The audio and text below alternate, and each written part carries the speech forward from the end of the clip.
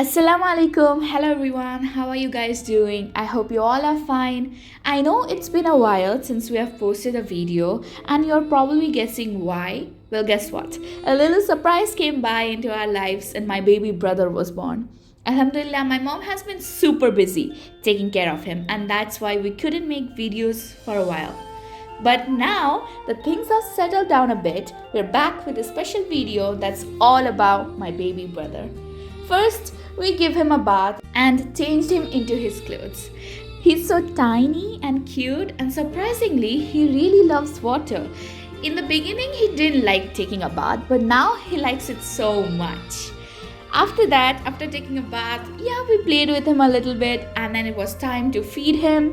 For that, we made some yummy food for him. We introduced him to sweet potato puree for the first time.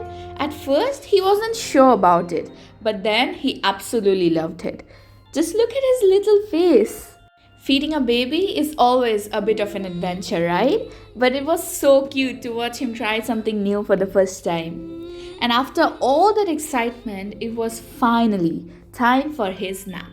He was all clean and full ready for a good sleep. We rocked him gently and he fell asleep so peacefully.